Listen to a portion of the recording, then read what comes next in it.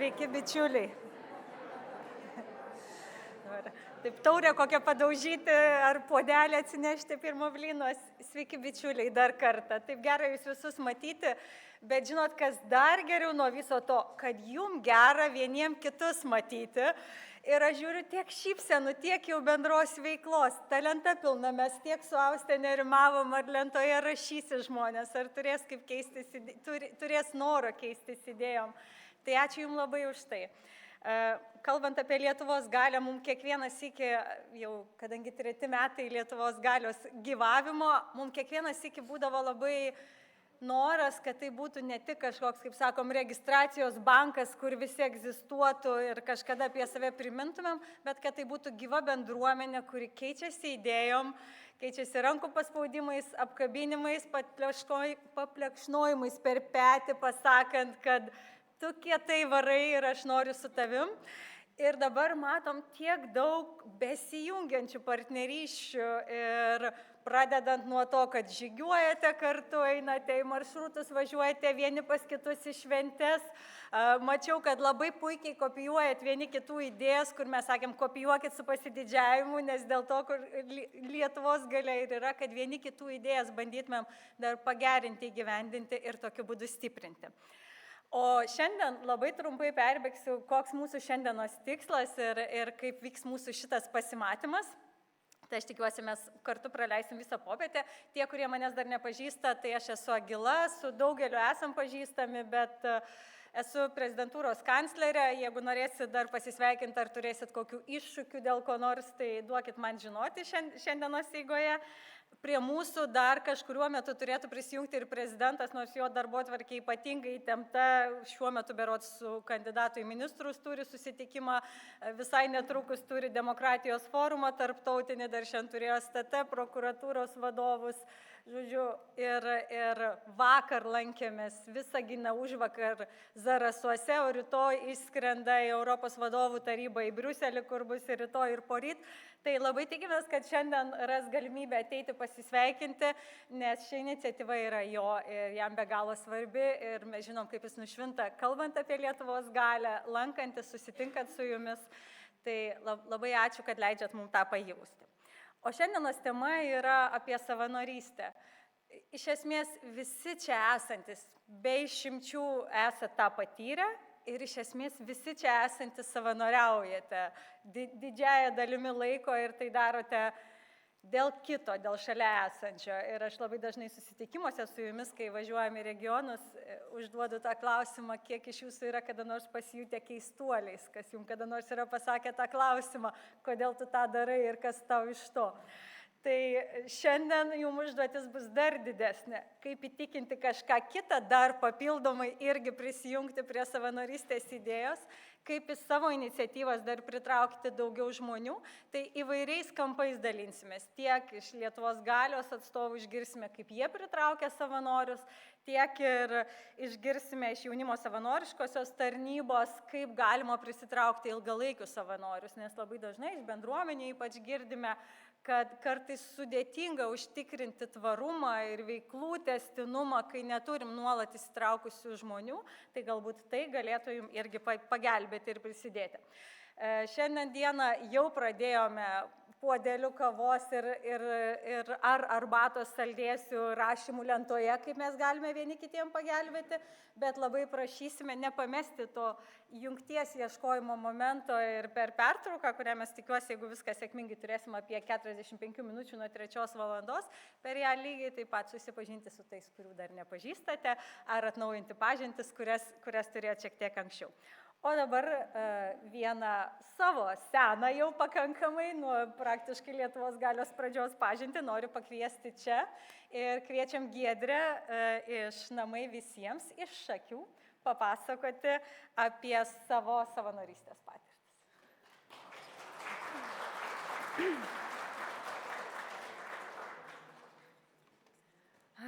Labą dieną visiems. Šiek tiek jaudinuosi, bet tuo pačiu ir labai džiaugiuosi, kad šioje salėje nemažai veidų jau yra pažįstamų, matytų, su daugeliu iš jūsų jau esame bendravę. Visų pirma, prisistatysiu dar kartelį, atvykau iš Šakių, kaip Agila sakė, esu organizacijos Namai visiems vadovė, viena iš įkūrėjų, iš iniciatorių atsirasti šiai organizacijai. Pati organizacija veikia jau 11 metų, tai esam pakankamai jau brandus savo krašte. Ir vadovaujamės tokiu šūkiu, kurį čia ir užrašiau pradinėje skaidrėje, tai yra laimė didėja, kai jie daliniesi. Ir turbūt jau vien šitas mūsų šūkis pasako, kad mes dalinamės, tai yra ir laiku, ir savo darbais, ir rūpesčių, ir pagalba vienas kitam. Šiek tiek apie organizaciją. Pati organizacija savo veiklą pradėjo nuo labdaringo maitinimo ir tai yra nuo keletos savanorių, kurie nusprendė, kad savo krašte nori padėti sunkiai gyvenantiems žmonėms. Pradėjo virti sriubą. Sriubą dalino įvairiose vietose, teko kurį laiką net ir aikštelėje prie bažnyčios dalinti žmonėms. Pirmi mūsų partneriai, didieji partneriai buvo Maisto bankas, kurie patikėjo mūsų idėją, nes mūsų vertybės sutapo. Taigi nuo šios veiklos, tai prieš 11 metų, organizacija augo, jungiantis savanoriam, prisidedant kitoms iniciatyvoms. Šiai dienai organizacija teikia socialinės paslaugas, vykdo įvairias akcijas, iniciatyvas ir teikia pagalbą Šakių miesto ir rajono gyventojams. Pakalbėsiu šiek tiek apie savanorystę kaip pilietinio įsitraukimo formą. Mes kaip valstybės piliečiai į valstybės gyvenimą įsitraukiam įvairiomis formomis. Balsuodami, dalyvaudami viešuosiuose renginiuose, kreipdamiesi į valdžios atstovus ir įvairiomis kitomis formomis. Bet viena iš svarbiausių ir prasmingiausių formų, mano nuomonė, yra savanorystė. Nes mūsų prisidėjimas, mūsų veikla savo bendruomenėje, valstybėje, tai ne tik daro gerą, bet ir stiprina bendruomenės. O apie bendruomenių stiprinimą, apie naudą stiprių bendruomenių tikrai būtent Lietuvos galia ir kalba. Ir mus visus vienyje, kad mes būtumėm stiprus. Taigi ta pati forma, kurią gali priimti kiekvienas, ar jaunas, ar senas, savanoriauti savo mokykloje, savo mieste, kažkokioje organizacijoje ir žmogus jau prisideda prie valstybės gerovės. Mūsų organizacija didelį dėmesį skiria savanorystiai vyresnėme amžiuje. Tai yra skatiname, kviečiame, ieškome būdų, kaip išlaikyti būtent vyresnio amžiaus asmenis. Nors pati organizacija teikia paslaugas vyresnio amžiaus asmenim namuose, tačiau matome, kad visuomenėje vyrauja stereotipai, kada mes dažnai nurašome, jeigu taip galima pasakyti, vyresnio amžiaus asmenys, manydami, kad jie yra tiesiog paslaugų gavėjai, medicinos įstaigų lankytojai ir jie jau yra pensinio amžiaus, todėl jie tik tai turi gauti, mes turime juos linksminti, ieškoti jam veiklų ir užsiėmimų. Taip, tai yra labai prasminga ir gera veikla. Tačiau daugelis iš jų turi labai daug potencialo. Turi žinių, kurias sukaupė per savo gyvenimą, turi patirties, turi kompetencijų, kurias gali panaudoti ir taip jaustis prasmingi ir reikalingi savo krašte ir savo bendruomenėje. Tai vat nuotraukoje tikrai matot mūsų 2 pirmos savanorės apačioje, kurios, galima sakyti, nuo pat organizacijos pradžios pas mus ir savanoriavo, vykdė veiklą, aš šiek tiek vėliau papasakosiu vienos iš jų istoriją, tačiau vyresnio amžiaus žmonės nori. Ir ką mes pastebėjome, kodėl jie kartais neina savanoriauti, mes tiesiog kalbėjome, darėme šiokį tokį tyrimą ir jie sakė, mūsų nieks neprašo. Tai atsakymas buvo toksai, kad jie nedrįsta. Jie mano, kad jie jau yra nereikalingi, kad yra jaunimas, kuris gali daryti, kažkam kažką padėti. Ir jie tiesiog jaučiasi, kad šiek tiek nugalinti. Tai labai gražiai juos pakalbinus, įgalinus, paskatinus, jų atsiveria jų potencialas. Mes tai išbandėme, mes tuo tikime ir mes matome tame prasme. Tikrai turime nemažą būrį savanorių vyresnio amžiaus. Kuo mums svarbi savanorystė mūsų organizacijai, kaip aš ir minėjau pranešimo pradžioje, pati veikla užaugo tik todėl, kad susibūrė didelis savanorių būrys, kurie tikėjo mūsų veikla, matė mūsų veiklos prasmę, jie jungėsi, patys atėjo ir buvo kartu su mumis. Todėl mes galėjom vis daugiau ir daugiau žmonių suteikti pagalbą. Papasakosiu būtent vienos iš vyresnio amžiaus moters, kur prieš tai matėte nuotraukoje, istoriją. Tai buvo prieš galbūt 7 metus, mes dar buvome nedideli, mažiukai, tai tiesiog buvo iniciatyva, tai nebuvo jokių samdomų darbuotojų ar kažkokios didelės veiklos, mes tiesiog virdavom sriubą, iš maisto banko gaudavom produktus ir dalindavom miesto gyventojams. Ir ateina pas mus maža moterytė ir sako, aš noriu pas jūs dirbti. Sakau, atleiskite, bet mes esam nepelno siekianti organizacija, nevykdom jokių projektų ir čia tiesiog neturim darbo vietų. Jis sako, ne, man nereikia atlyginimo, aš noriu pas jūs dirbti. Vakar aš išėjau į pensiją, aš dirbau darželį virėją ir šiandien aš noriu pas jūs virti sriubą. Dar kartą pasiaiškinom, kad tikrai darbo užmokesčio tame nėra. Jis suprato ir 5 metai jinai pas mus diena iš dienos, kiekvieną dieną ėjo ir virė sriubą. Žinoma, atsitiko gyvenimas, COVID pandemija, tiesiog teko šiek tiek galbūt vyresnio amžiaus savanorius apriboti nuo veiklos ir taip po truputėlį gal neatsitraukė, bet 5 metai sąžiningai moteris jautėsi reikalinga, padėjo kitiems ir jinai matė tame prasmę, nes į mūsų labdaros valgyklą tuo metu ateidavo apie 80 žmonių. Tai tikrai, suprantat, kad nemažas puodas sriubos turi būti išvirtas, tai jos pavyzdys įkvėpė ir kitus vyresnio amžiaus asmenys. Šiai dienai mes turime bulvių skutimo aparatą, bet mes jo negalime panaudoti, nes pas mus rikiuojasi senjorės, kurios sako, mes norim skusti bulves su savo skustuku, nes tie aparatai jūsų tegu stovi, mums tai yra labai smagu. Ir jos susėda aplink didelį maišą bulvių, skuta, bendrauja ir labai gerai jaučiasi. O jeigu dar gali ir išnešioti tą sriubą tiems, kurie negali iki mūsų ateiti, tai joms tai teikia dar didesnį džiaugsmą.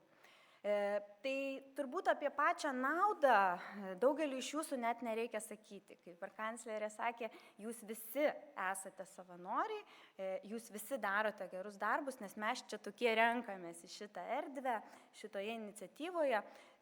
Tai apie pačių vyresnių žmonių įgalinimą, jų pamatymą potencialo ir kokia tai yra nauda visuomeniai. Mes bandėme kažkada kolektyvę diskutuoti ir ieškoti, susirašyti sąrašą tų naudų. Kas ta savanorystė? Tai turbūt visų pirma tai ekonominė nauda, nes daugelis organizacijų gali veikti tik tai dėl to, kad yra savanoriai. Jeigu jų darbo valandas paverčiame darbo užmokesčiu, tai matome, kiek tai yra ekonomiškai naudinga tiek valstybei, tiek pačiai organizacijai. Kitas dalykas, vyresnio amžiaus asmenys, ateidami savanoriauti, mažiau turi laiko lankytis medicinos įstaigose, nes kartais, kaip žinome, tenai lankosi ne dėl to, kad gal serga, o dėl to, kad reikia pasikalbėti ar užuojautos, tai jie tą gauna savanoriaudami vieni iš kitų. Taip pat savanorystė, aš manau, kad be galo stiprina bendruomenę. Ateinanti senjorė pas mus į organizaciją sako, žinokit, mano kaimynė, ji tikrai neateis, jai labai reikia maisto, bet ji nepaprašys, nes jokios socialinės darbuotojos nesilanko. Puiku, sakom, tu išeidama paim bliūdelį stiklainėlį sriubos ir jai nunešk. Tai šita informacijos tėkmė per savanorystę, kada ateina savanoris, atneša iš savo kaimynų informaciją, iš savo kažkokios pažįstamos močiutės ar dar kažkur, tai leidžia ir pačiai organizacijai plėsti savo veiklą, tai yra pamatyti tuos nematomus, ar kaip mes sakom, pasiekti nepasiekiamus, tai būtent per savanorių informacijos sklaidą. Tai turbūt naudų ir įvairiausių patirčių galėčiau pasakoti ir dalintis čia tikrai ilgai, nes iš patirties turbūt turėčiau ką pasakyti, tiesiog pateikiau akcentus tame, kur mes matome didžiausią naudą, prasmę ir galimybės. Tai dėkoju kad galėjau čia būti, kad dalintis ir kalbėti. Manau, kiekvienas iš jūsų turite ką pasakyti ir pasidalinti ir labai džiaugiuosi, kad galiu su jumis kalbėtis ir bendrauti. Ačiū.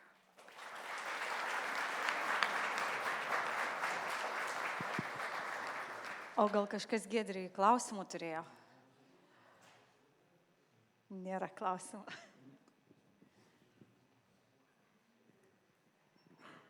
Tai raginsiu per pertrauką dar irgi visus pasisakytojus ir pristatytojus pasigausti ir iš jų daugiau išgirsti. Giedrį ir Julių, kai sutikom, aš dabar tik bijau suklysti, nuo kebabų kioskelio viskas prasidėjo, ar ne? Tai viskas prasidėjo nuo kebabų kioskelio ir kai vieną dieną liko vienas puodas sriubos, jie nusprendė tą puodą sriubos padalinti.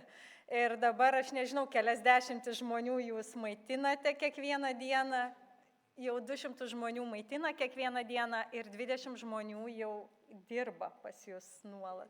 30 jau žmonių. Jie auga greičiau negu aš jau spėjau atsiminti, kaip jie greitai auga. Ir tai yra dėka tos pirmos idėjos ir pirmo impulso, kad darau kažką ne tik dėl savęs ir dėl kito. Ir čia dar kartą, dėl ko mes visi čia susirinkę ir visi matau su šypsenom, tai kopijuokim, imkim idėjas ir svarbiausia, būkim tais akmenėliais, kurie kitus paskui įgalina, užnorina irgi tą patį daryti. O dabar labai norėčiau pakviesti Gelbėkit vaikus veiklos ir kokybės vadovę Laurą Milčienę papasakoti apie Gelbėkit vaikus patirtį.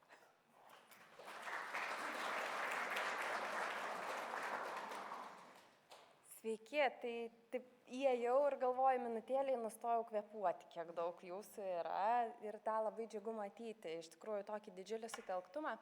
Prieš pradedant gal plačiau pristatyti ir papasakoti apie mūsų veiklas ir savanorystės galimybės ir kas vyksta organizacijoje, tai norėčiau parodyti trumpą filmuką, jeigu galėtumėte perkeliauti į kitą skaidrę.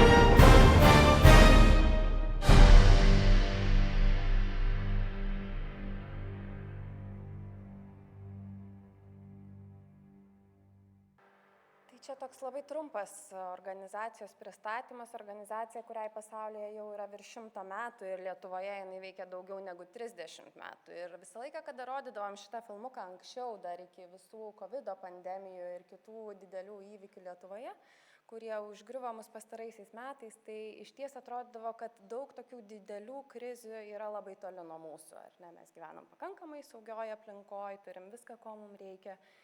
Ir tada netikėtai prasidėjusi karinė invazija Ukrainoje mus įmetė į labai panašų kontekstą. Todėl šiandien kalbėdama apie savanorystę ir apie tai, kaip ta savanorystė atrodė Gelbėkit vaikus organizacijoje, aš tikrai labai norėčiau remtis pavyzdžių, kurį mes patyrėme būtent su atsaku į Ukrainos karo pabėgėlių žmonių, jiem teikiamą pagalbą. Jei galėčiau persijungti, vis pamirštu, kad aš turiu tą pultelį auksinį. Tai ką mes darome Lietuvoje ir kaip atrodo mūsų veikla čia, mes turime labai skirtingas veiklos linijas ir turbūt labai svarbu paminėti, kad pati organizacija jinai veikia asociacijos principu. Tai jeigu taip labai tokį skambų palyginimą, kurį mūsų vadovė dažnai mini pasakyti, tai kartais veikiam kaip tokia didelė politinė partija, nors esam visiškai nepolitinė organizacija, kuri turi daugybę narių ir tie nariai išsibarstė visoje Lietuvoje, 21 struktūrinį padalinį sudaro, tie nariai, kurių šiuo metu aktyvių yra virš 200 žmonių, jie yra mūsų aktyviai veikiantys savanoriai. Tai reiškia prisijungiančios rankos Lietuvos mastu, ten, kur labiausiai reikia pagalbos. Atrandantis šeimas, kurias labiausiai reikia paremti, atvedantis vaikus į dienos centrus, tuos, kurie yra nutolę, ten, kur nėra paslaugų, organizuojantis veiklas. Nes pati organizacija iš tikrųjų labai daug veiklos vykdo per dienos centrus, globoja dienos centrų tinklą, kuriame, jeigu tai paimtume, kiek vaikų per dienos centrus yra, tai yra beveik 1000 vaikų lanko mūsų globojamus dienos centrus.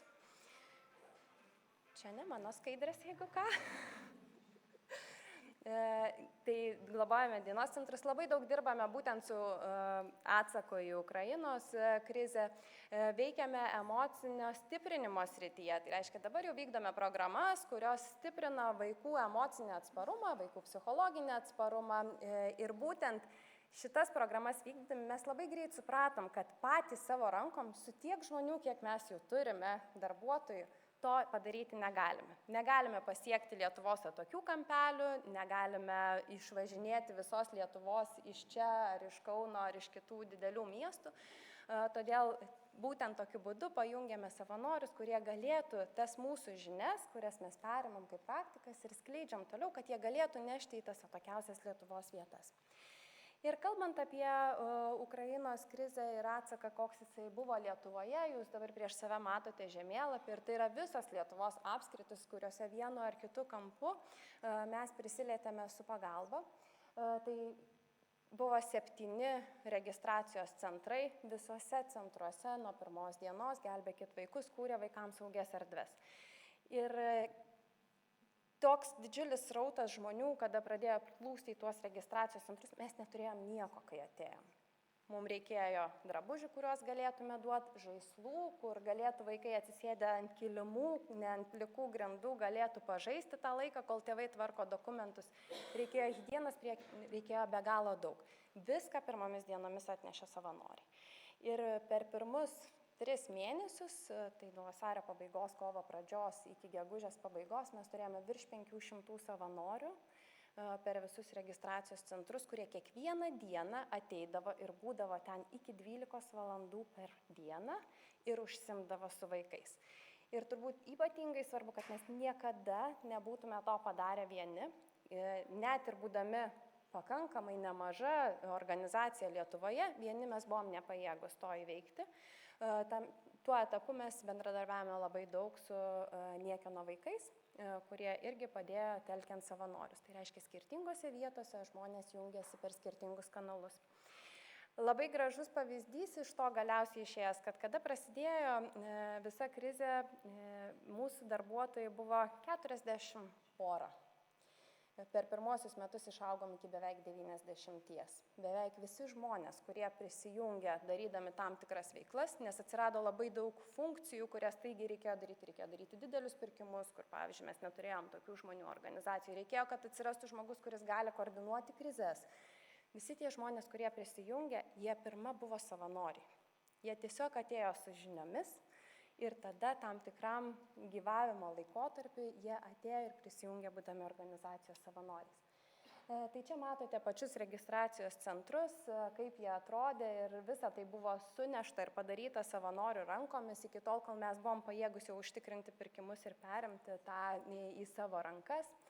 Ir tose draugiškose vaikams erdvėse apsilankė beveik 18 000 vaikų. Tai galite įsivaizduoti, kodėl tokie dideli savanorių skaičiai buvo reikalingi arba kodėl tiek daug valandų ten tų savanorių reikėjo. Tai tikrai buvo daug veiklų, užsiėmimų, psichosocialinių paramos grupių, vėliau buvo ir bendryšių su kitomis organizacijomis, kurios gali tam tikras veiklas ir edukacijas vaikams vesti, kad truputėlį sumažinti tą įtampą, su kuria jie atėjo ir galėtų trumpam bent jau atsipalaiduoti. Ir šalia to įvedėme galbūt tokią naujesnę praktiką, kurios nebuvom taikę anksčiau, tai būtent įkūrėme kūdikių ir mamų kambarius, kad tokioj visai atviroj erdvėj, kur mama ir taip, būdama tokiam labiau pažeidžiamam savo gyvenimo laikotarpiu, kad jinai turėtų kur ateiti ir kur ramiai pamaitinti savo kūdikį ar pervystyti jį, jeigu yra toks poreikis, ir tenai galėtų pakankamai saugiai jaustis. Vėliau išsikraustėme su dalimi veiklų į humanitarinį pagalbos centrą ukrainiečiam, kuris veikia Žvėryno rajone Vilniuje, ir tada jau pradėjome organizuoti daug daugiau tokių struktūruotų užsiėmimų, kada jau tas toks pirmas atsakas, sakykime, pats pirminis pirmų mėnesių baigėsi. Tai tuomet jau galėjome ateiti į struktūruotas veiklas, kur vaikai jau nebe kaip registracijos centro dalyviai, bet jau apsistoję Vilniuje galėtų ateiti ir nuolatos gauti pirmą tokią emocinę pagalbą ir palaikymą. Ir lygiai taip pat jų tėvai. Ir tik savanorių pagalba 2 metus iš eilės, tai 23 metų vasarą ir 22 metų vasarą, čia jeigu yra atstovų iš Šiaulių, tai žinokit, kad Šiauliuose yra labai stiprių žmonių, kurie tikrai labai ranką ištiesia daugybę kartų, ir ten tikrai yra labai stiprus mūsų toks struktūrinis padalinys su labai daug iniciatyvų.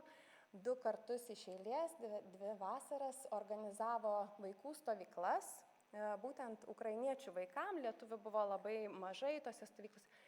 Stovyklos trukdavo po visą mėnesį. Tai buvo dienos stovykla, trukusi 4 savaitės, kur didžioji dalis buvo savanoriai, visai neįdarbinti žmonės, kurie kiekvieną dieną priimdavo po 250 vaikų ir vesdavo veiklas nuo ryto iki vakaro, kad tie vaikai tiesiog turėtų užimtumo, o tėvai galėtų išeiti į darbą ir jau galėtų kurti tą vertę Lietuvoje. Ir kita tokia savanorystės forma, kurią mes labai dažnai pasiremiam, tai čia tokia buvo didžiulė savanorystės linija būtent per pagalbą ukrainiečiam, ir jinai toliau plėtojasi per programas ir emocinio stiprinimo liniją. Bet kita savanorystės linija, kurią organizacija dažnai turi tokią galimybę pasinaudoti, bet pasinaudoti ne blogąją prasme, bet kviečiant pagalbos ten, kur rankų labai reikia. Čia matote vienos įmonės atstovus ir, kaip žinia, mes padedam šeimom, kurios gyvena tikrai labai sunkiom sąlygom ir yra žemiau skurdo ribos. Tikrai nelabai gali išgyventi arba yra labai sudėtingos sąlygos. Čia yra namelis, jau čia dabar aptvarkytas tas namelis nuotraukoje, tai viena įmonė, čia mūsų vienos dienos savanorystė vadinama. Kai įmonės ar savanoriai, kurie sako, mes galim kažką rankom padaryti, ateiti ir kažkuo prisidėti. Ateina perdažo namą, ateina padeda pakeisti langus, ateina padeda apkalti fasadą, tai prasme tiesiog fizinių rankų. Ir tai yra namas Širvintų rajone, kuriame gyvena močiutė globojanti 5 savo anūkus. Nei jinai pati būtų galėjus tą pasidaryti fiziškai, bet ir tokios pagalbos prireikia, kada mes tos savanorius įmonė, kuri gali ateiti ir padaryti. Tai tikrai yra daug tokio socialinio verslo, kuris sako, gerai, mes savo žmonės vieną dieną tiesiog paimam, išleidžiam ir ateinam padarom. Ir kaip matot, dar ir oras toks nelabai palankios tos sąlygos, ar nebuvo čia tvarkytis dėl to, kad buvo pakankamai šalta, bet reikėjo šilumos. Tai taip visai paskutiniu žodžiu pabaigiant, man atrodo, kad tikrai savanorystė praturtina kiekvieną iš mūsų širdį ir duodami kitam mes labai daug gaunam savo. Tai lygiai taip pat, kai mes prašom kitų duoti, mes irgi stengiamės labai daug duoti atgal. Ačiū.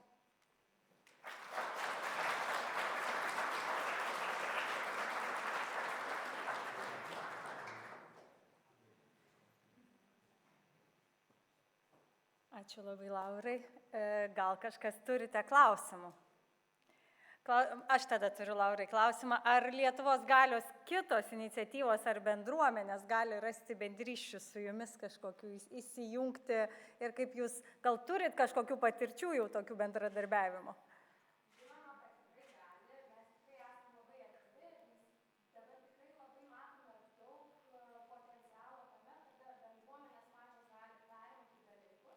Bendruomenės geriausiai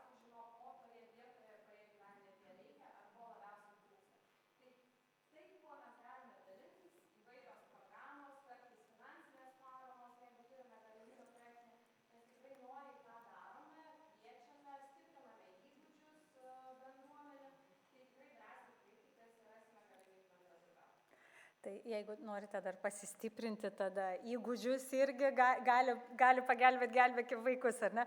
Aš jaučiu, kad man labai vibravo telefonas, tai pasižiūrėsiu, ar einam prie kito pranešimo, ar sulaukiam prezidento. Dabar nematau, tai ko gero mes judėsim prie kito pranešimo. O kitas pranešimas man labai siejasi su vasara ir su braškėmis.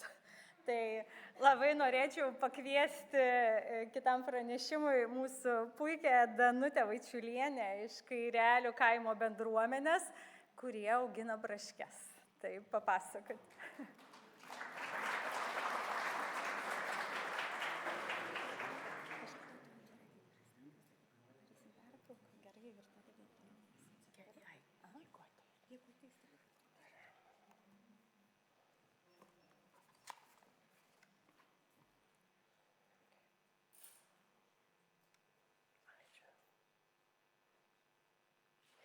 Labą dieną, atstovauju Kairelių kaimo bendruomenį iš Rokiškio rajono.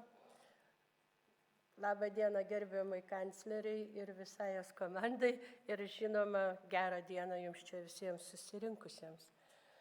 Savanorystės pagrindų grindžiama veikla laikoma viena iš pilietinės visuomenės pagrindų.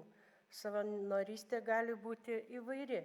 Mūsų Kairelių kaimo bendruomenėje ji atsispindi aplinkos tvarkyme, patalpų švaros palaikyme, suteikiama pagalba vyresniems žmonėms, ne tik darbas braškyne vykdomas, nes vykdome mes socialinį verslą, savanorystė bendruomenėje, tai yra galimybė žmonėms atlikti tam tikrą darbą pagal konkrečią veiklą arba tiesiog galimybę padaryti ką nors gero. Na ir mūsų pagrindinė savanorystė yra susijusi su įkurtu socialiniu verslu, kurį mes sėkmingai vykdome nuo 2019 metų ir atvirai pasakius, mums netaip jau blogai ir sekasi.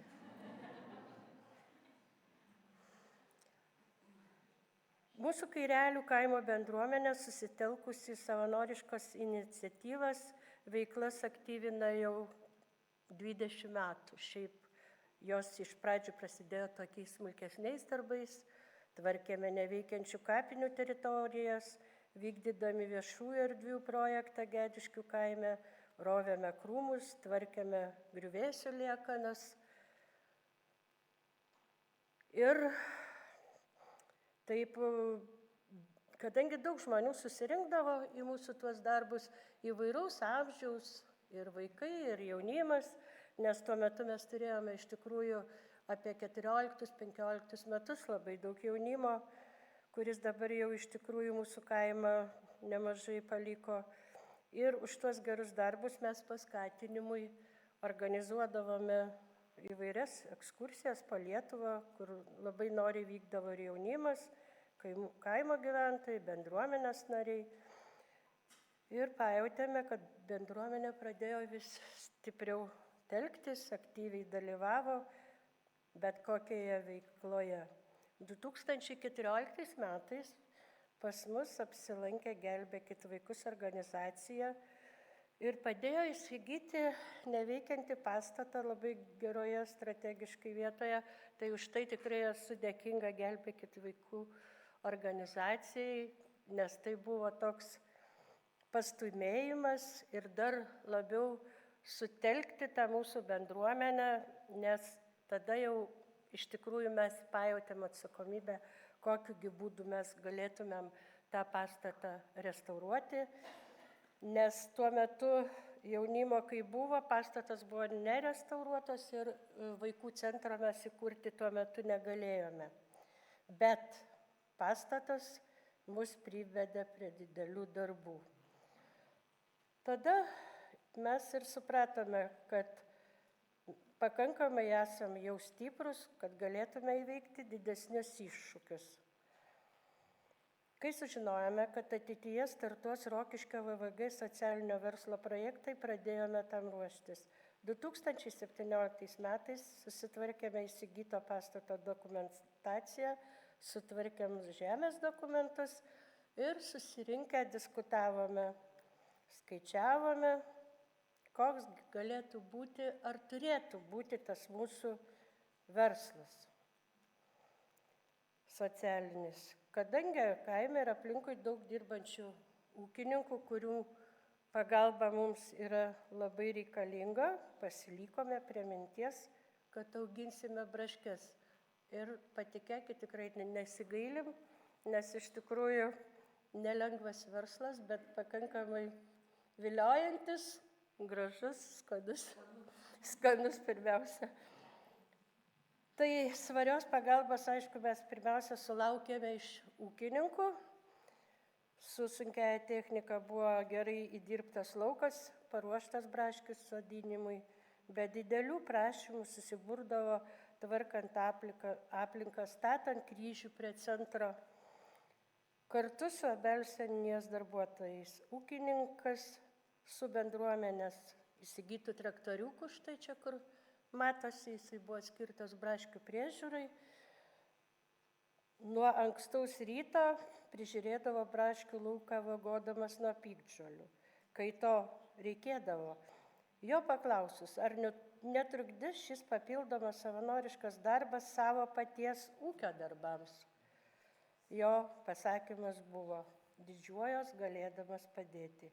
Šie ištarti žodžiai tiktų visiems prisidėjusiems prie bendruomenės vykdomo socialinio verslo.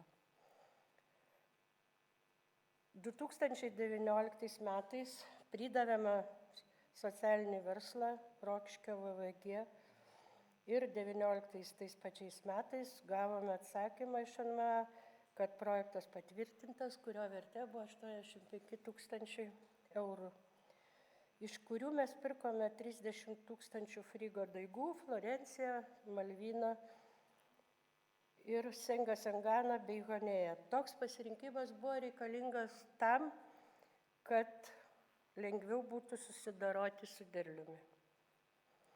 Taip pat įsigijome traktoriuką, kaip matėme, kad prižiūrėti braškių tarpueilius ir pagrindiniai pinigai buvo panaudoti 160 kvadratų tam pastatui, kurį padėjo įsigyti Gelbėkit vaikus organizacija kapitaliniam remontui. Ir visa tai, aišku, mūsų vietinių žmonių pagalba buvo tvarkoma aplinka, tai teko išrauti visus krūmus aplinkui, kelmus, vežti žemės, lyginti, sėjom veją, sodinom hortenzijas. Va štai čia ir matosi ta mūsų lemtinga diena, kai 20 gegužės 27 buvo paskelbta braškių frigo daigų sodinimo talka. Tai mus pirmiausia nustebino tas žmonių gausumas.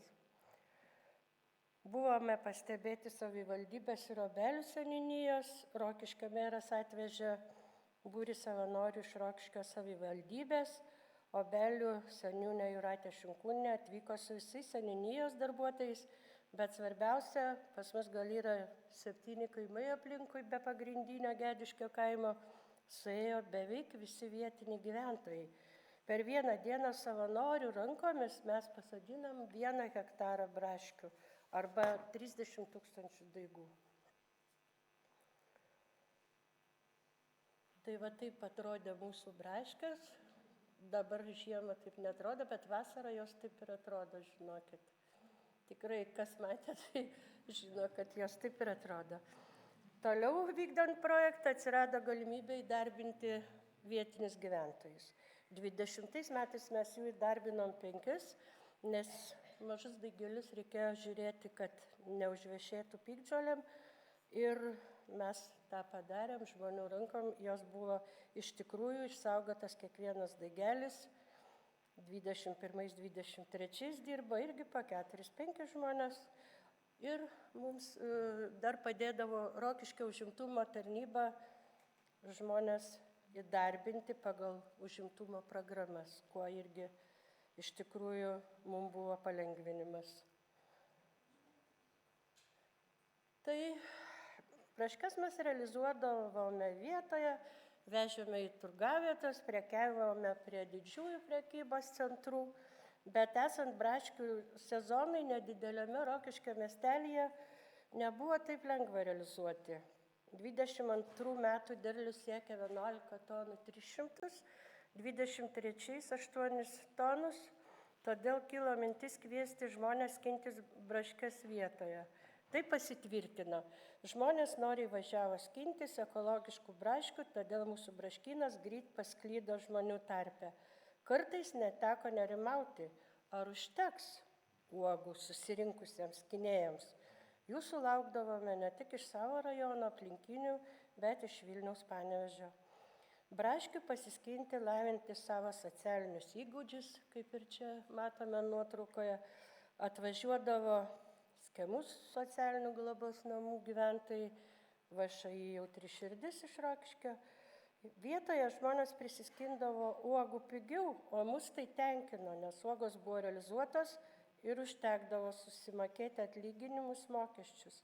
Lėšų likdavo bendruomenės reikmėms, iš kurių galėjome skirti bendruomenės materialinės bazės stiprinimui. Rengiant šventes, aplankydavom vyriausius senolius, pažymėdavom jaunimui sulaukus pilnametystės, gražinant aplinką prie bendruomenės centro. Kadangi mūsų braškynas, kaip nekeista, paplyto gana sparčiai ir greitai, net iš pirmų metų mes sulaukdavom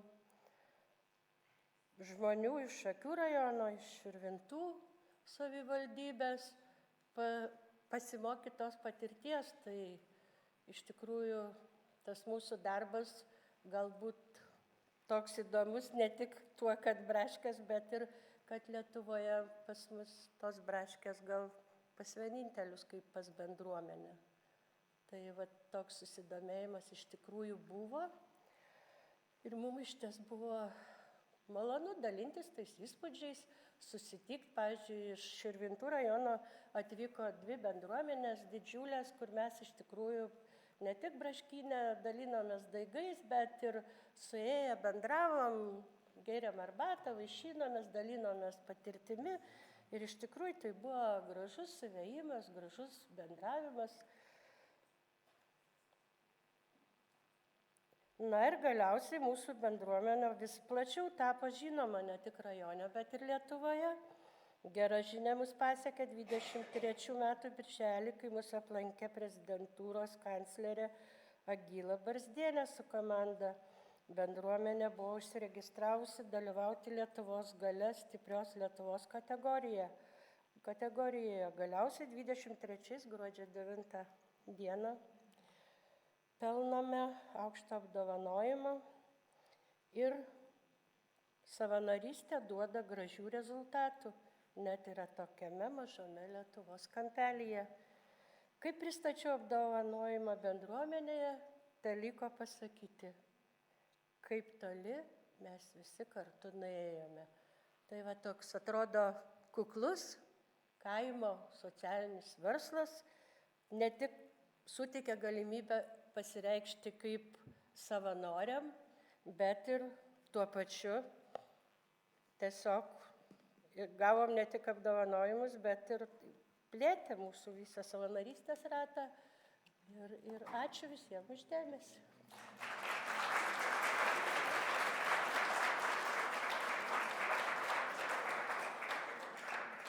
Ačiū labai, Danute. Tai jeigu Lietuvos galios visos bendruomenės nori suvažiuoti skinti braškių, kadangi ten aš jų pavadinimu nuo Malvinos iki Sengaja ar ne, ir panašiai, kada gali, kuriam laikotarpyje važiuoti pas jūs?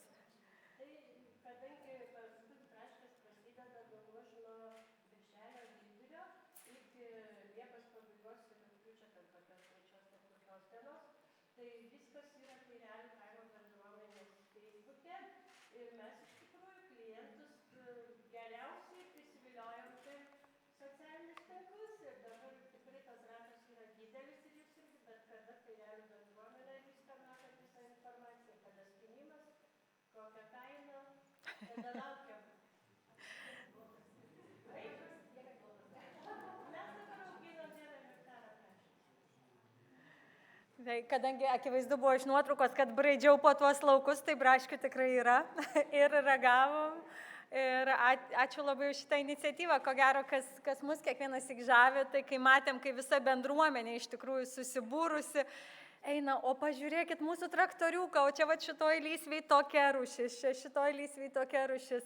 Jie kaip pasako, kaip važiuoja į turgų, jas nuvežti kartu pardavinėti, kur kieno vyras jas surenka, kurioj vietoje nuveža, į kokią mašiną pasikrauna ir kaip vėliau švenčia. Tai matau, ypač kai kalbam apie bendruomenės ar bendrai nevyriausybinį sektorių, tai yra labai svarbu ir tas šventimo momentas ir buvimo bendruomenėje momentas. Tai Danutė yra pasakojus, kad kai jie švenčia gimtadienius, jie duoda jubiliatui pasirinkti. Pavyzdžiui, jisai gali norėti važiuoti į kelionę. Tai jie visi tada pagal tai, kur nori jubiliatas, važiuoja kartu į kelionę. Jau jubiliatui, suprantu, dovana yra ta kelionė ir pasirinkimo galimybė dovana, o visi kartu švenčia bendruomenėje tokiu būdu. Arba pas save atremontuotose namuose. Ir kitas momentas, kas labai dažnai mus lydi, kai mes apsilankom pas jūs bendruomenėse ar organizacijose, kaip yra puoselėjamas paveldas, istorinė atmintis ir tai dažniausiai beveik niekur neatsisieja. Nepaisant to, kad mes čia kalbėjom apie traktorių ir lysves ir braškės, bet dalykas, kuriuo didžiavosi labiausiai, buvo atstatytas kryžius šalia namų, kuriuose renkasi bendruomenė. Tai kiekvienas kitas dermės matymas ir krašto išsaugojimas, ypač kai regionuose, jis labai jautrus ir mums atrodo, kad labai labai svarbus. Tai ačiū labai už tai ir dar kartą sveikinimai su buvimu laureatais. Be Giedrės ir Juliaus namai visiems taip pat yra tapę Lietuvos galios laureatais. Tai taip pat sveikinimai. O dabar kviečiam kito pranešimo paklausyti, tai yra Maisto banko komunikacijos vadovė Miglė Petronytė, pasakos Maisto banko patirtį.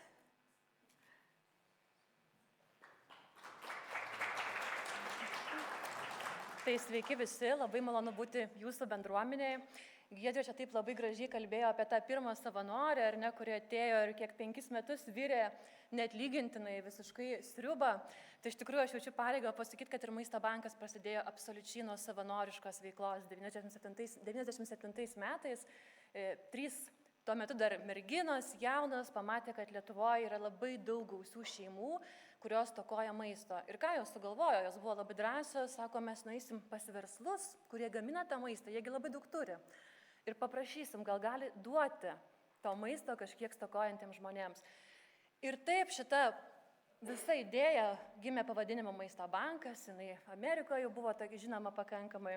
Ir tik po 5 metų tokios savanoriškos projektinės veiklos Maisto bankas tapo nevyriausybinė organizacija, labdaros ir paramos fondų. Ir man atrodo, taip simboliška kalbėti apie savanorystę čia prezidentūroje, nes būtent prezidentūroje 2001 metais mes gavom tą tokią pirmą verslo paramą jau kaip organizacija oficiali ir nuo šios dienos skaičiuojam savo gimtadienį. Tai ir iki dabar Maisto bankas veikia ir tiesia tokį tiltą tarp tų, kurie turi perteklių ir tų, kurie turi nepriteklių. Ir čia labai yra daug organizacijų, su kuriuo mes dirbam. Ir iš tikrųjų greičiausiai daugeliu iš jūsų pasakot nereikia, ką Maisto bankas veikia, nes tikrai yra ir savanorių, ir mūsų partnerių. Bet mes kiekvieną dieną, taip ne visai žinantiems, sakau, einam ten, kur yra maisto per daug, pas prekybininkus, pas ūkininkus, pas gamintojus, kai jie nevykdo kažkokių užsakymų ar ne, kai to maisto atlieka kažkur ir jis būtų kitu atveju utilizuotas, mes jo paprašom, atsigabenam į savo sandėlius, išrūšiuojam ir perdodam stokojantiems. Ir to negalėtumėm padaryti, jeigu ne Maisto banko savanoriai. Mes be jų esam kaip be rankų ir be kojų, jie absoliučiai nudirba 99% viso mūsų organizacijos darbo. Tai aš jums šiandien papasakosiu truputėlį, kągi tie savanoriai veikia, parodydama kelias mūsų savanorystės veiklas. Pirmoji veikla, tai savanoriai rūšiuoja tą maistą, kurį mes atsivežam iš įvairių maisto turėtojų, maisto vietų, ateina į sandėlius. Tas maistas atkeliauja įvairus, galiojantis ir jau nebegaliojantis, sudėtas į vieną dėžę skirtingų daug kategorijų į kitą. Tai savanoriai išrūšiuoja, patikrina galiojimus, paruošia, suskaičiuoja, kiek yra tą dieną bananų, kiek yra duonos ir tada tiek žmonių mes panašiai pasikviečiam ateiti pas save, tiek organizacijų, kuriuom padedam, galim pasikviesti pas save sandėlius. Vairuoja ir krauna. Čia, kaip matote, tokia pozicija, kur yra labai vyriška. Pas mus ateina savanorių, kurie sako, jog mes iškeitėm sporto klubą į maisto banką ir turim net vieną savanorį Vilniuje, kuris sakė, man per dieną reikia būtinai perkrauti 1 toną maisto pačiam, kiti nepadėkit, dėl to, kad tik tada kažkaip auga raumenys ant rankų. Taip pat turim savanorių, kurie nori padėti, bet jie nenori būti ar ne tokie labai santykiai su žmonėmis. Jiems patinka vairuoti autobusiukus, išvažiuoti vieniems ir su kažkokiu ar ne jau draugu, bičiuliu savanoriu ir vairuoja. Vairuotojų entuziastų. Turime tokį klubą net vairuotojų, kurie organizuoja geriausių automobilio rinkimus Lietuvoje ir jie visą laiką daro vieną užduotį, kai renka autobusiuką. Tai kad būtinai visi tie autobusiukai, kuriuos renka, pravažiuotų maisto banko maršrutą. Ir sako, jeigu pravažiuos tais duobėtais keliais, išsuks pro parduotuvių rampas, reiškia, automobilis gali būti Lietuvoje geriausias.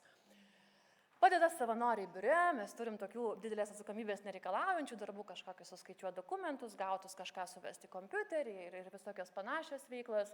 Dalina paramą mūsų atiduotuvėse.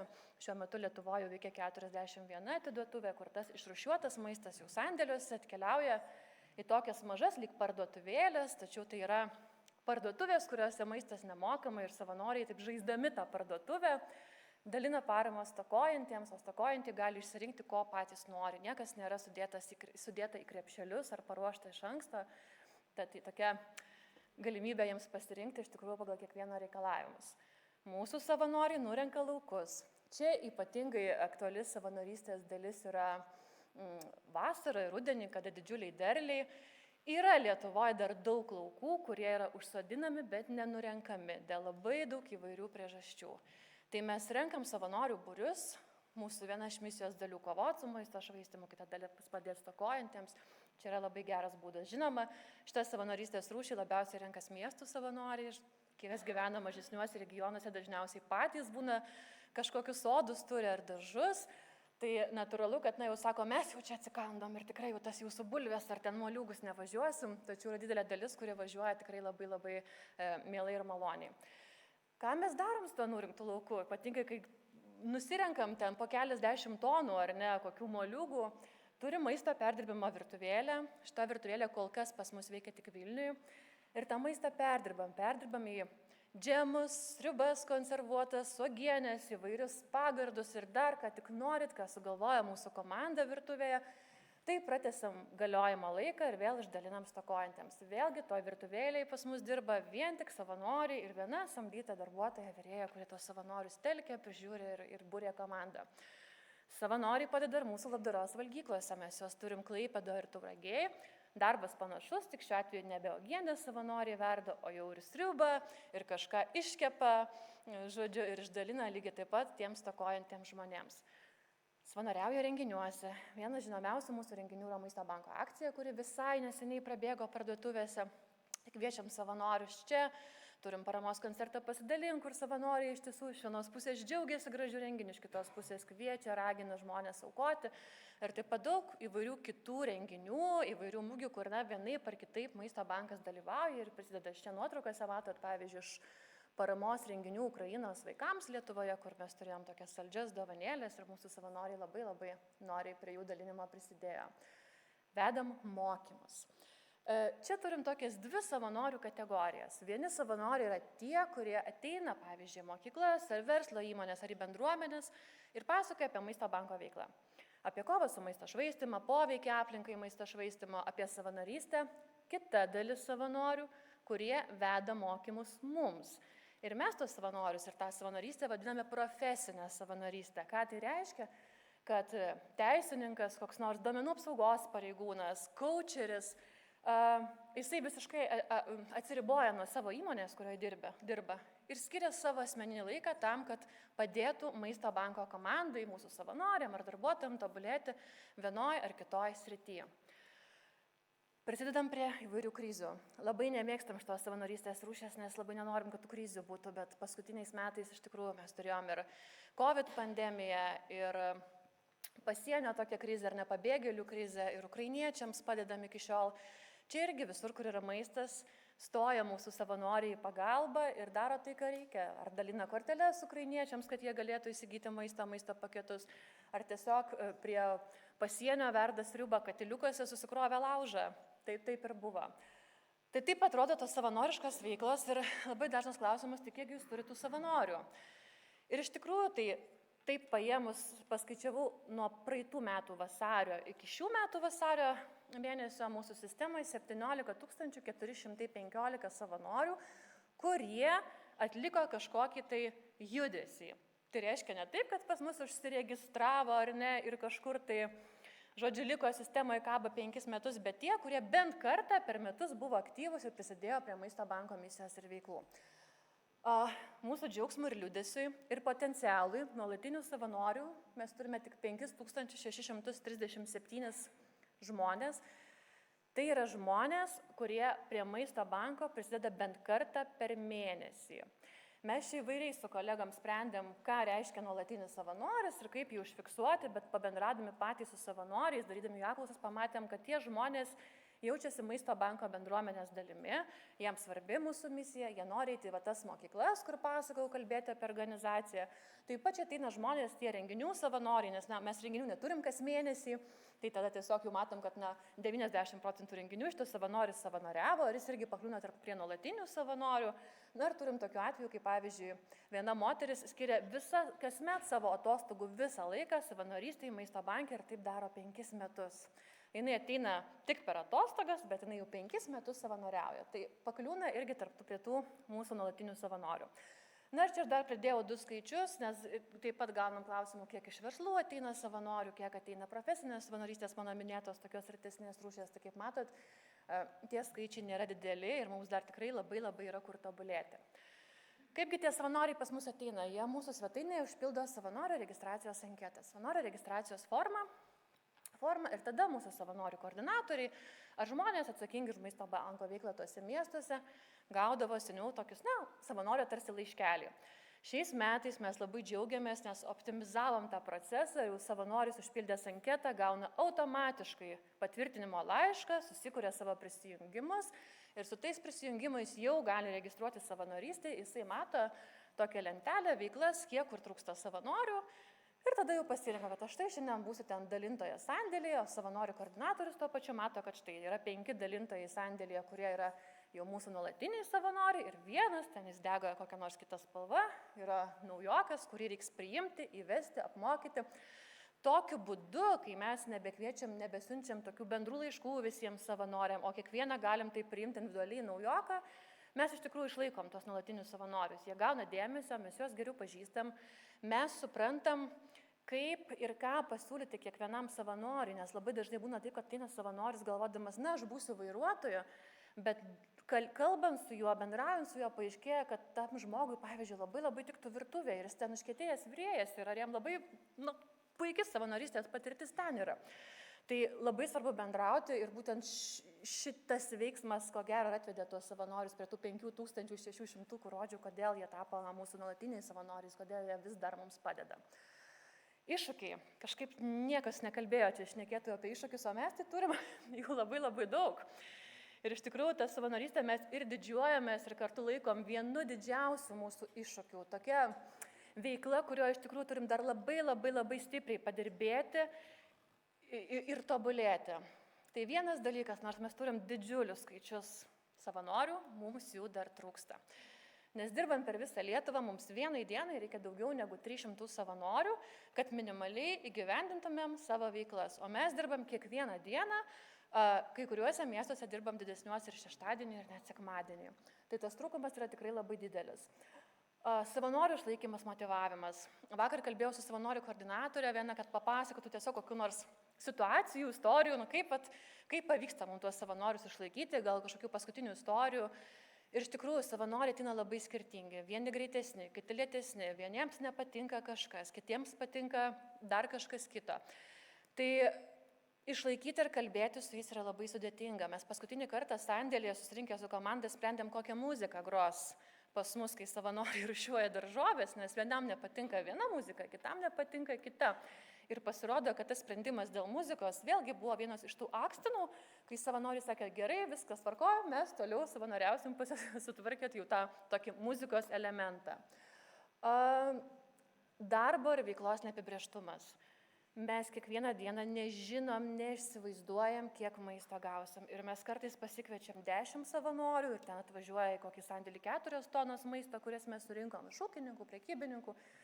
Kartais atvažiuoja 2. Ir jeigu pasikvietė 10 savanorių 2 tonom, o jie skiria kokias 4 valandas savo laiko, greičiausiai jie viską padarys per 2 valandas ir tiesiog mes jau tai laikom tokia nepagarbą savanorių laikui. Arba pernai metai surinkom autobusą, kurie važiuos nurinkti moliūgų lauką, prasidėjo lietus, savanoriai užsimotyvavę, viskas labai gerai, turim lietpalčius, nurinksim tą moliūgų lauką ir privažiavus prie pat lauko, ūkininkas paskambina ir sako, aš žinokit, po tokios liūties jūsų savo lauką neįleisiu, jūs ten viską ištrypsit.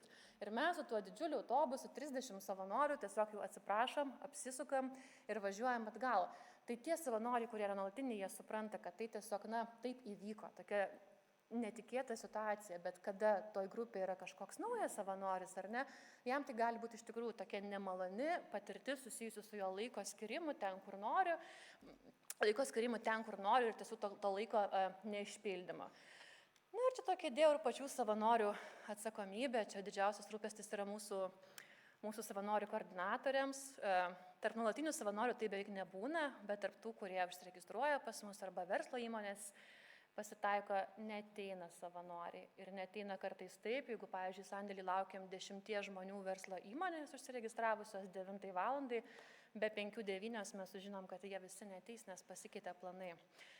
Ir tada, o maistas atvažiuoja, paramą gaunantys žmonės, tai pas mus ateis. Ir tada, ačiū Dievui, kad mes turim darbuotojų, kurie leidžias visur atvažiuoja iš savo biurų, iš susitikimų metą ir tą maistą šušiuoja tam, kad jis keliautų pas stokojančius žmonės. Čia įdėjau tokią vieną skaidrę apie savanorių motyvavimą. Mes prieš 2 metus pirmą kartą sugalvojom padaryti padėkos renginį savanoriams, nes maži renginiai skirtingose grupėse, skirtingose miestuose vyksta. Vakar Vilniuje turėjom tokią gongų terapiją savanoriam, kurie susirinko ir visai kita veikla, nesusijus su Maisto banku, bet jie tada vieni kitus geriau pažįsta.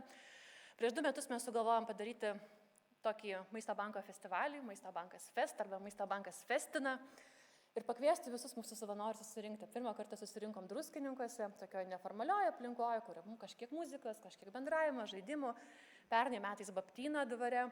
Ir ką pamatėm, kad savanoriai dar labiau didžiuojasi savo organizaciją. Jie laukia to mūsų festivalio, jie nori pamatyti iš vieno ir kito miesto atvykstančius savo draugus.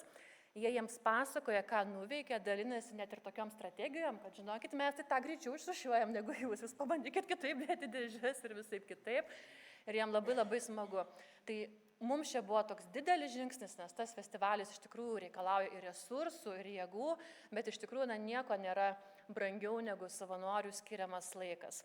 Ir taip jau visai pabaigai, kalbėdama aš apie savanorystę, galvojau, ką tokio pasakyti jums, kas vienyje mus visus, nepaisant veiklų, nepaisant, ką kiekviena organizacija daro. Žinot, pagalvojau, kad mes iš tiesų kiekvienas, tiksliau, pas kiekvieną iš mūsų, kiekvieną organizaciją, tai savanoriai ateina norėdami padėti kažkam, norėdami padėti stokojančiam žmogui, norėdami padėti aplinkai, gelbėti maistą, norėdami padėti šuniukam, ar ne, norėdami išsaugoti Lietuvos miškus. Bet ką mes kaip organizacijos galim padaryti, tai kad tie savanoriai pajaustų pasitenkinimą, pasididžiavimą savanorystę. Kad jie pasakytų, jog savanoriaudamas aš esu laimingas. Čia ir yra didžiausia prasmė ir savanorių išlaikymas. Tai aš labai džiaugiuosi, kad čia toks didžiulis būrys mūsų yra, kuriem greičiausiai nesvetimas tas laimės jausmas savanoriaujant ir prisidedant. Ir ką, linkiu visiems gražios likusios dienos. Ačiū, kad išklausėt.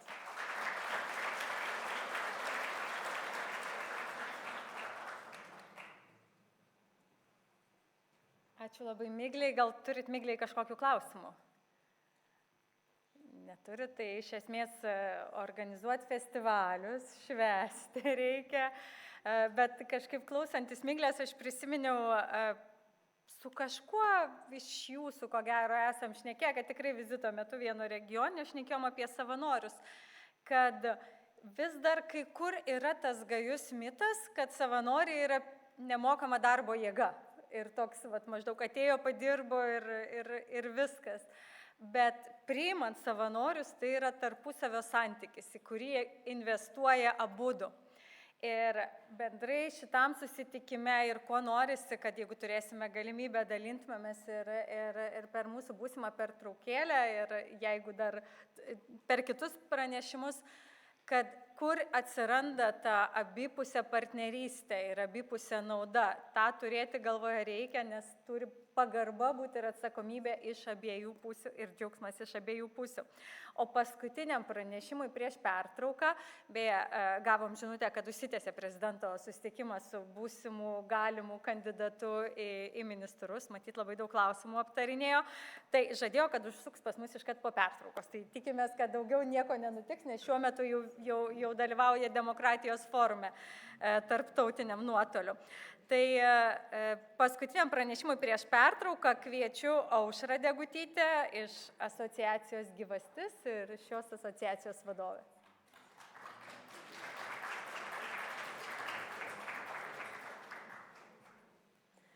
Sveiki visi, smagu čia tai buvo klausytis kitų ir kažkaip visą laiką, kur bedalyvaujant, pasimatuoji tą savo vietą. Apie ką kiti, apie ką mes. Tai turbūt nesuklysiu pasakydama, kad pirmieji pranešimai, pirmas, antras, trečias ir ketvirtas, buvo apie tą nepriteklių, apie norą padėti kitiem. Tai dabar mes kaip asociacija Gyvastis, aš tikriausiai pakalbėsiu visai kitų kampų, nes mūsų savanorystė yra šiek tiek kitokia. Ne dėl nepriteklio, ne dėl noro tiesiogiai padėti kitiem, bet iš dėkingumo. Taigi, esu Aušra Degutytė, asociacijos Gyvastis vadovė. Tas pavadinimas galbūt nelabai ką jums ir sako, bet mūsų organizacija būtent yra ta nevyriausybinė organizacija, kuri vienyje žmonės, kurie laukia organų transplantacijos, kurie gyvena su persodintais organais. Aišku, mūsų organizacijoje yra ir medikų, ir, kaip žinia, pacientų artimųjų. Ką mes veikiam? Tai, kai aš sakau, mes dirbam dviem kryptim. Viena kryptis yra orientuota būtent į mūsų pacientus, tas pacientai tiesiog žmonės susidūrusius su liga. Padedam šiem žmonėm, psichologinė parama būna teikiama, informacija dėl sveikatos, dėl socialinių dalykų. Kita mūsų organizacijos veiklos kryptis yra būtent donorystės švietimas, visuomenės švietimas, donorystės tema. Kodėl tai yra svarbu? Todėl, kad kuo daugiau žmonių žinos apie donorystę, nebijos apie tai pagalvoti, kalbėti, galbūt kažkas net priims sprendimą. Tai reiškia, daugiau žmonių bus išgelbėta tiesiogiai ir sumažė žmonių eilės, kurie laukia tos organų transplantacijos. Taigi mūsų tie savanoriai yra tie patys, kaip čia dabar jau biudžetiškai pasakysiu, paslaugų gavėjai, bet to pačiu ir paslaugų davėjai. Jeigu mes pasižiūrėtumėm pagal savanorystę, kas yra tie savanoriai, kaip yra apibrėžiamas tas darbas, tai taip, turi būti savanoriška darbo sutartis, apibrėžta kokios funkcijos, kiek valandų dirbs, kada ir kaip darys. Ar mes tą turim? Todėl, kad mes tą turim retkarčiais, kai tą reikia pristatyti projektam, atsiskaitant dėl projektų, bet tie mūsų žmonės, tas mūsų savanorių skaičius, jisai toks kaip gyvas organizmas. Prisijungia, padidėja, sumažėja, kokios iniciatyvos jų neapsakomai daug iš kažkur atsiranda ir kartais net sunku paaiškinti, kas žmonės motyvuoja. Mes ruošdamėsi šitam pristatymui bandėm apklausti, norėdami išgirsti kažką tokio, ko mes nežinom, kažkokį tokį tikrą kitokį atsakymą, bet mums tas irgi nelabai pavyko. Dabar kodėl žmonės tą daro? Kada ir pats žmogus, mūsų pacientai, praėję tą sunkų ligos kelią, žinia apie ligą, kada atrodo žemės lysta iš po kojų, kada sustojo, pavyzdžiui, inksto funkcija, pradedama dializės procedūra, kada žmogus važinėja į dializę kaip į darbą, nes jis tiesiog negali be viso to gyventi. Tada pripranta prie to etapo, ateina kitas etapas organo transplantacija ir vėl žmogui kitaip gyventi. Tai reiškia, kada žmogus praeina tą kelią, jis būna pats geriausias patarėjas, pagalbininkas žmogui, kuris yra ligos pradžioje. Kartais atrodo nepatogu yra paklausti medikų kažkokį klausimą ar apie šlapimą, apie maistą, apie kraujo tyrimą. Medikai jie tiesiog užimti, jie neturi tiek laiko, ir klausti tarsi nepatogu. Bet pas mus organizacijai nepatogių klausimų nėra, yra tik tai atsakymas, galbūt nežinau, aš pasidomėsiu. Tai kada žmonės praeina tą sunkų kelią, jau jie tam sėkmingam etape, jiems yra labai lengva apie tai kalbėti. Aišku, mes negalim pamiršti ir praignoruoti tų sudėtingų istorijų, kada žmonėm tenka kalbėti ir apie savo skaudžias patirtis, apie savo skaudžius išgyvenimus, ne tik tai galbūt ligos etape, bet net ir viso gyvenimo galbūt apie skaudžiausius momentus. Tai dabar mūsų tie savanoriai yra tie patys mūsų nariai, kurie tie paslaugos gavėjai, yra šeimos nariai, yra ir medikai, bičiuliai, ir didelis ratas tiesiog nepažįstamų žmonių, kuriuos aš jums parodysiu vėliau, kokį mes ryšį turime su jais. Tai mūsų tos savanorystės kryptis ir yra būtent pagalba pacientam, patiem susirgusiam, tai yra savitarpio pagalba. Ir kitas dalykas - ta donorystės sklaida. Ir visą šitą darbą neapiformintą, neįformintą, be sutarčių, daro mūsų tie patys nariai, mūsų tie patys žmonės. Kodėl tą daro? Todėl, kad jau jie savo sėkmingame etape. Todėl, kad jie jaučiasi svarbus, jie jaučiasi reikalingi, jie jaučia malonumą, kad gali kitam padėti, parklupusiam pakelt, tiesiog jį pastiprinti. Dabar ta savitarpio pagalba, jinai būna labai įvairi. Lankomės ir dializės įstaigose, kartais taip su nuotaikos pakėlimu, kartais kalbam apie socialinius dalykus, apie psichologinę paramą. Labai mane pačią jautriai, aš kadangi pati esu sveika, tai labai, jautriai reaguoju į tai, kad pavyzdžiui, kriziniais momentais, kada prasidėjo COVID pandemija, mūsų žmonės, tie, kurie gyvena su persodintais organais, jie patys ėjo rūšiuoti, pilstyti dezinfektantus, dalinti, rūšiuoti, skaičiuoti kaukės, nors nuotraukoje vyras 2 kartus jam buvo persodinta širdis. Žmonės, kurie yra dializuojami, kurie yra po transplantacijų, jie yra tiek padidintos rizikos grupėje, kuriem reikėtų sėdėti namuose ir saugotis. Bet kadangi nebuvo kaip ir kam padėti, tai mūsų patys tie patys žmonės ir važiavo ir tą darė ir jautė tą tokią didžiulę prasme, nors patys labai, rizikuodami ir balansuodami. Tada apie donorystės sklaidą mes tie patys, paslaugų gavėjai ir davėjai, kartu dalyvaujam ir renginiuose. Ir netgi, kad mes pacientai patys dalyvaujam žygiuose, bėgimuose, donorystės viešinimo renginiuose, tai mes suprantam, kodėl tą darom. Nes mums yra svarbu parodyti visuomeniai, kad žmonės po transplantacijos gali gyventi kokybišką gyvenimą ir kad žmogus, pavyzdžiui, Saulius dalyvavęs tame žygyje, iki širdies transplantacijos jis palipdavo 3 laiptukus ir jam reikėdavo tiesiog pailsėti, nes jis tiesiog dusdavo. Bet po širdies transplantacijos jis tame žygyje nuėjo 15 kilometrų. Tai va tokie gyvieji pavyzdžiai, va čia mūsų tokia savanorystė, donorystės viešinimas, įrodymas, kad transplantacija ir donorystė žmogui ne tik tai dovanoja gyvenimą, jis sugrąžina į tą kokybišką pilnavertį gyvenimą. Dabar apačioj nuotrauka yra, nežinau, kiek iš jūsų matė, kada Vilniuje ir Kaune prieš keletą metų buvo tokia iniciatyva Mirštu kaip noriu gyventi. Kada autobusų ir traukinių stotyse stovėjo, tiesiog simboliškai stovėjo ir bandė parodyti tą iniciatyvą, kad laukiu tarsi transplantacijos.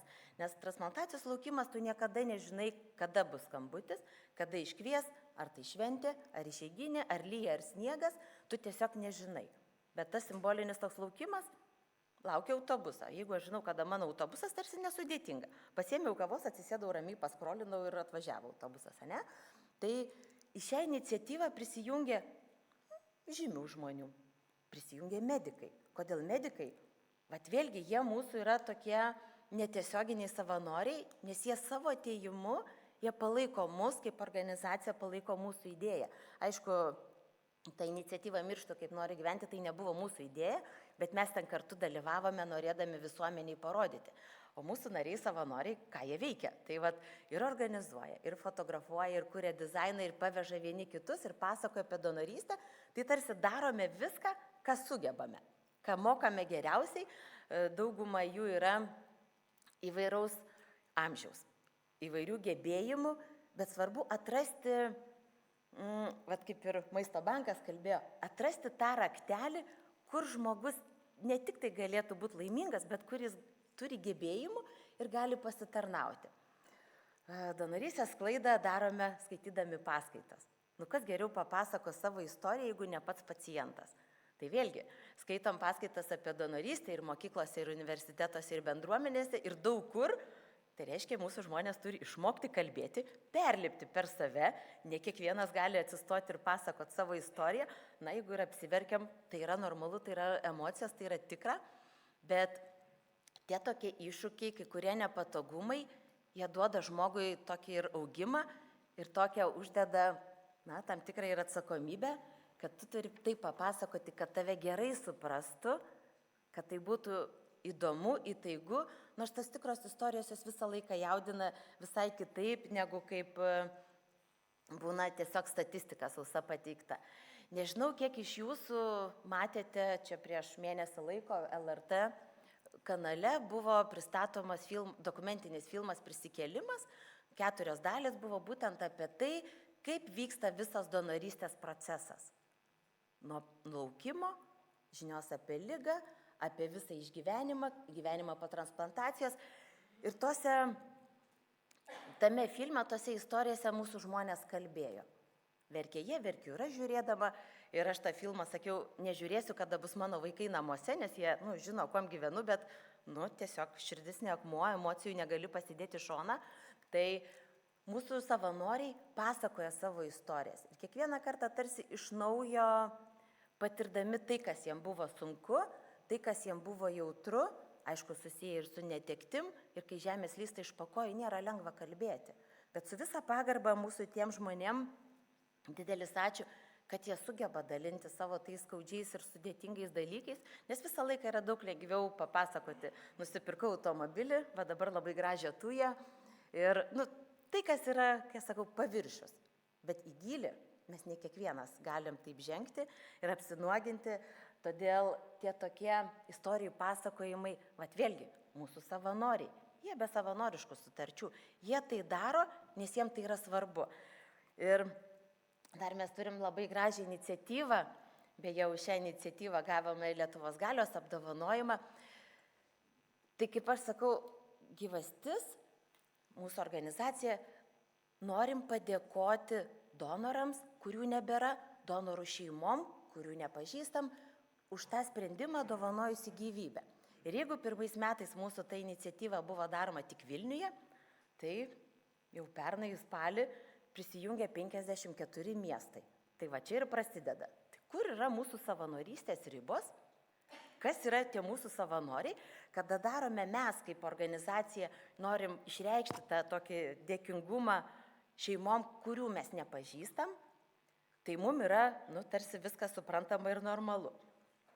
Bet kodėl jungiasi mokyklos, bendruomenės, kultūros centrai, tiesiog gyventojai? Kas jiem yra svarbu? Mes turime tik vienintelį tokį paaiškinimą, kad kada žmonės daro tai iš širdies, kada eina ta mūsų iniciatyva, nes mums tai yra be galo tikrai ir be galo svarbu ir jautru, ir tada ta tokia gerumo, dėkingumo banga, jinai skleidžiasi ir įsijungia vis daugiau. Aš tikiu, kad šiais metais mes susitiksime dar ir kitose miestuose, bet susidurėm vėlgi su iššūkiu, kaip suvaldyti tą procesą. Nes jau leidžiam pranešimą spaudai, jau mes čia bandom viską strateguoti, jau skelbimai daromi ir prasideda. Daug skambučių mes girdėjom, kad vyksta, labai norim prisijungti. Mums labai svarbu, duokit informacijos, atvažiuokite paskaitą ir supranti, kad žmonės nenori daryti taip, kad maždaug uždegam žvakutę tuo pačiu metu. Ne. Maži miesteliai ypač jie pasidaro tiesiog renginys, kažkas dainuoja, kažkas groja, paskaitos, piešinių konkursai. Ir kai aš sakau, ta mūsų savanorystė išsiplečia iki tiek, kad tai daro svetimi žmonės, nieko bendro neturintis su gyvastim, su transplantacija. Na, jie vienintelį gali sprendimą padaryti, tai pritarti donorystiai, daugiau apie tai sužinoti ir papasakoti savo bendruomeniai. Ir tai yra labai svarbu. Ir dar Vilniuje, kadangi yra uždegama tiek žvakelių, kiek per 50, tuos visus donorystės ir transplantacijos metus buvo organų donorų, tai buvo 2005 žvakelės, tai įsivaizduokit, koks tai yra kiekis ir jos reikia surinkti. Ir aš taip stoviu po tos visos gražios jau iniciatyvos, stebiu veiksmą, kaip tai vyksta. Iš kažkur atbėga moksleivių, jaunimo, suaugusių žmonių. Visi klūpia ant kelių, vieni užpučia žvakeles, kiti rušiuoja krūvom, niekas jiems nevadovauja. Jie visi tarsi skrusdėliukai, žino kiekvieną savo tą funkciją, kurios niekas neapibrėžia jokiom savanorystės sutartim ir tą daro. Ir veiksmas be galo gražu matyti. Darbo pasidalinimas, tiesiog kiekvienas tą daro ir atrodo, Dieve mano, kaip gražu, kodėl jie tą daro. Nes oras ne visą laiką spalio mėnesį būna gražus. Kartais po tos iniciatyvos, kadangi jau renkam visas nuotraukas iš visų vietovių, pamatom nuotraukas. Vėjas neša palapinę. Ištisai užpučiamos žvakelės, žmonės peršlapia, sušlapia ir taip labai baisu. Tiesiog prisiemi tokią netiesioginę atsakomybę, kad tik tie žmonės būtų sveiki, kad tik jie neužsirgtų. Ir žmonės pradeda pasakoti, kaip buvo emociškai šilta. Išoriškai galbūt ir vėjas, ir šlapia, bet emociškai būna šilta. Tai, ką ir kalbėjau, kodėl žmonės tą daro. Ką mes darom dėl tų savanorių, kaip mes juos skatinam, tarsi tokio, kaip atidirbto formato mes neturim, apmokymus darom. Apmokymai tokie daugiau papasakot apie donorystę, kad jie patys žinotų, tas viešas kalbėjimas, komandos paformavimas, patį žmogų bandom paauginti. Išvykos organizuojamas, susimetam ant kuro, susimetam sumuštinius ir mūsų tokios išvykos.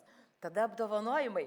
Kartais padarom tokius, fun apdovanojimus per mūsų renginius, bet supratom, kad žmonėms yra be galo svarbu gauti padėką, apdovanojimą, nesvarbu, kad jis metų pats geriausias vairuotojas ar tiesiog erelio akis dėl to, kad labai gerai fotografuoja, bet žmonėms tas yra be galo svarbu.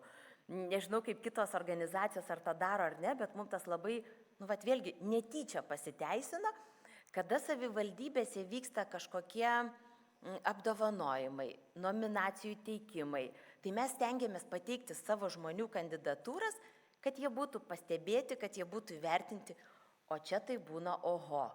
Kaip žmogus iš karto jaučiasi, dar geriau. Atrodo, žmogus daro dėl savo tos vidinės motyvacijos, nes jis jaučia savo tokį polėkį, bet kada gauna tokį įvertinimą ir padėką, jis jaučiasi vėlgi kitaip.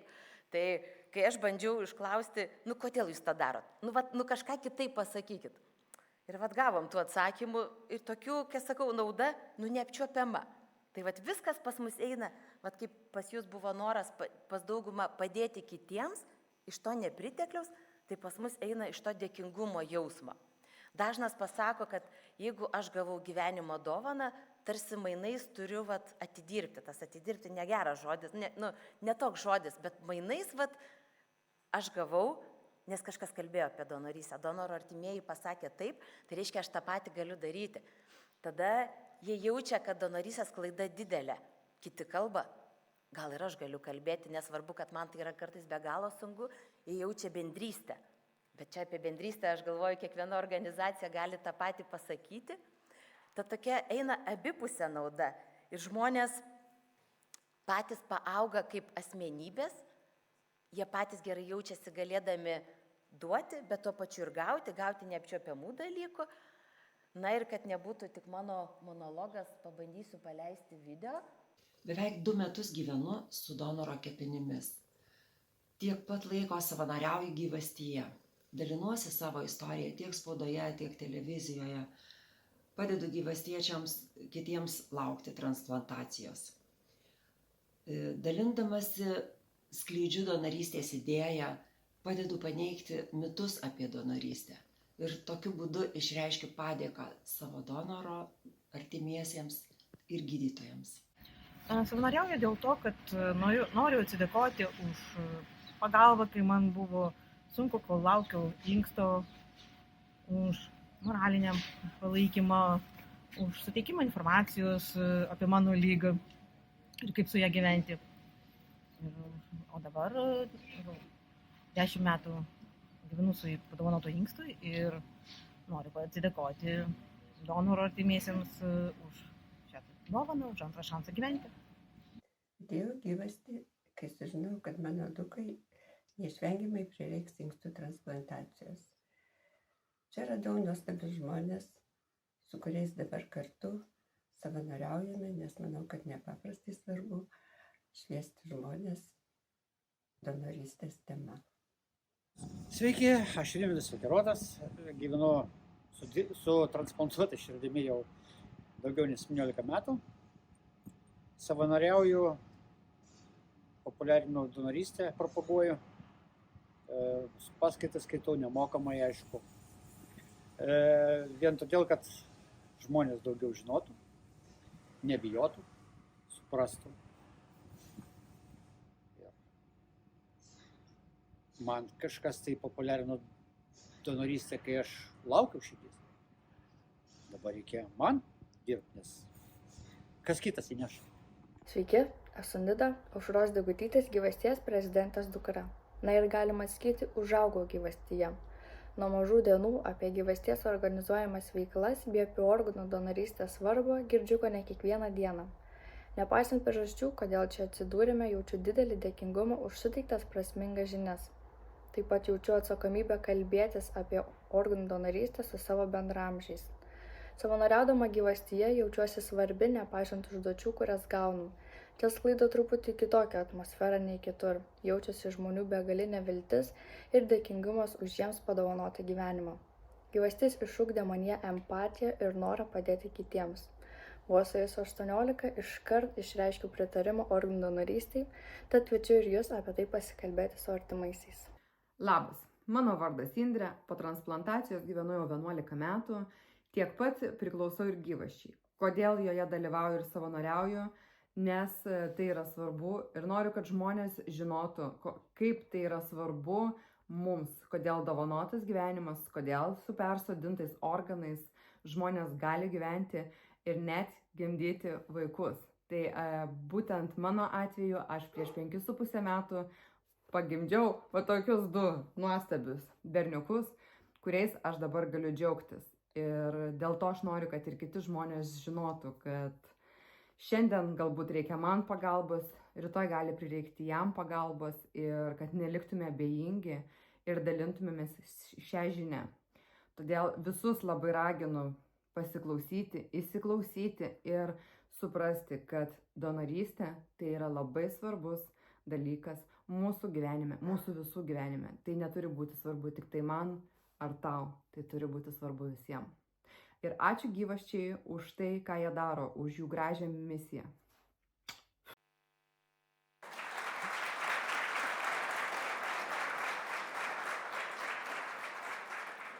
Dar nusijungia paskutinė skaidrė, bet aš atsimenu, kas ten parašyta. Dar viena diena, dar viena galimybė. Tai pirmiausiai noriu padėkoti prezidentūrai už Lietuvos galios iniciatyvą, nes šios iniciatyvos dėka mes pamatėm, kiek daug yra skirtingų iniciatyvų, kiek daug yra daroma gerų darbų ir tas dalykas yra paviešinamas, nes tas, kas daroma vienam kaime, nežinoma kitam kaime, tas, kas daroma vienam mieste, nežinoma kitam mieste. Tai ačiū Lietuvos galiai už šias iniciatyvas, o ta frazė dar viena diena, dar viena galimybė, tai ačiū už galimybę pristatyti apie organų donorystę, o šiandien jūs tą galimybę irgi turite. Jūs išgirdote apie donorystę, jūs galite tiesiog pagalvoti apie tai, pasikalbėti su artimaisiais, net ir neigiamas sprendimas irgi yra sprendimas. Tai ačiū jums visiems.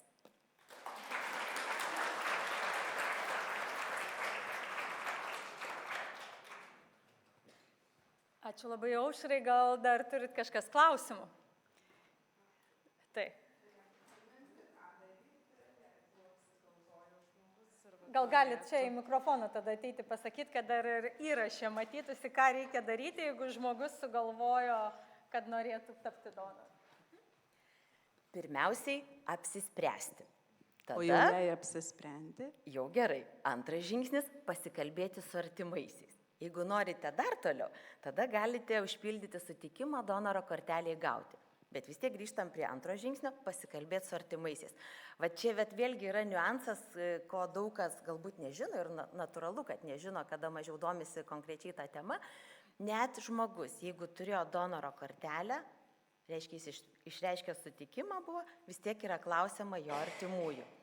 O artimieji, jeigu nežino sprendimo, jiem labai sunku apsispręsti, todėl dažniau pasako ne.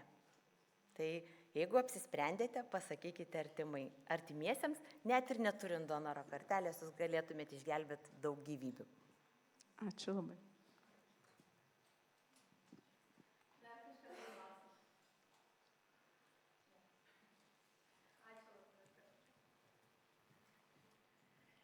Tai dėkui dar kartą Aušrai, mes šitos dalies pranešimus jau baigėme ir dabar mūsų laukia užkandžiai, kuriais šiandien šiaip jūs vaišino, pirmas blynas pradžioje gavote ir dabar mus vaišins Venciūnų sodiečiai iš Alytaus rajono. Mes prezidentūroje visuomet stengiamės, jeigu turime galimybę ir valstybės finansus naudoti remiant tiek bendruomenės, tiek negalios organizacijas ir dėl to tuo labai didžiuojamės, nes manom, kad kiekvienas turime daryti pavyzdį žingsnelį link atskirties mažinimo. O kalbant apie dalinimąsi idėjom, apie ką minėjo ir Aušra, jūs net neįsivaizduojat, kokį poveikį darot kiekviena iš šiuo metu jau daugiau negu 400 organizacijų, iniciatyvų yra užsiregistravusios Lietuvos galioje ir kaip tai įkvepia žmonės. Pavyzdžiui, visiškai šviežia istorija ir netikėčiausi dalykai. Lankėmės su prezidentu Žemaitkiemyje, Ukmergės rajone ir ten bendruomenės pirmininkė sako, aš nuolat atsidarau ir žiūriu, kas naujo, kokios idėjos, ką galim padaryti. Tai jie susižavėjo rusnės suoliukais ir jie pas save darėsi suoliukus, įkvėpni, būtent rusniškio iniciatyvos. Tai kartais net mažiausi dalykai, apie ką jūs pasakojate, ką darote, gali sutelkti kažką kitą, daryti dar vieną žingsnį link Lietuvos galios stiprinimo. Tai ačiū Jums labai, visų laukiam po pertraukos maždaug po 40 minučių sugrįžtant, o dabar kviečiame Dzūkų vaišių.